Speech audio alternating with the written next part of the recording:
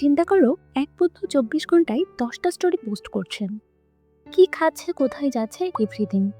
আরেকজন বন্ধু ৩ মাসে সোশ্যাল মিডিয়াতে কিছুই শেয়ার করে না, যেন সে কোথাও একটা হারিয়ে গেছে। একটা রিসার্চে দেখিয়েছে সোশ্যাল মিডিয়াতে কনস্ট্যান্ট কম্প্যারিজন আমাদের ব্রেনের রিওয়ার্ড সিস্টেমকে ট্রিগার করে। ইচ পোস্ট, লাইক বা কমেন্ট আমাদের ব্রেনে ডোপামিন রিলিজ করে, the same chemical that keeps gamblers hooked on a slot machines. That's why তুমি ভেবেই ফেলেছ আমার লাইফ হয়তো একটু ডাল, তার লাইফ হয়তো অনেক বেটার, যখন আসলে তা শুধু কিউরেটেড হাইলাইটস। রিসার্চ এই বিষয়ে বলে social media users frequent comparison করে থাকেন, স্পেশালি ইয়ংস্টাররা। এটাই সোশ্যাল কম্প্যারিজন বায়াস। তুমি যখন অন্যের পারফেক্ট রিল দেখো, তুমি সাবকনসিয়াসলি জাজ করো নিজের লাইফকে, তাই না? ঠিক বলেছি না? এটাকে সায়েন্টিফিক্যালি প্রুভেন ইফেক্ট বলে। But here's the twist.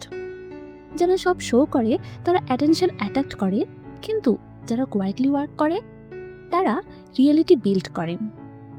Social media তো একটা টুল, যার মাধ্যমে অ্যাডিকশন হতে পারে। Every notification triggers our brain's reward circuit, like a mini dopamine hit. এই ডোপামিন ফিডব্যাক লুপ আমাদের অ্যাটেনশন চেস করতে শেখায়, অন্যদিকে রিয়েল লাইফ ফোকাস থেকে সরিয়ে ফেলেন। সো থিঙ্ক, তুমি কি অ্যাটেনশন চেস করছো নাকি গ্রোথ চেস করছো? সোশ্যাল মিডিয়া ইউজ এবং কম্প্যারিজন কালচার এই সম্পর্কে রিসার্চ বলে মানসিক ওয়েলবিংয়ে নেগেটিভ ইম্প্যাক্ট রাখতে পারে ইফ ইউজড উইদাউট কন্ট্রোল।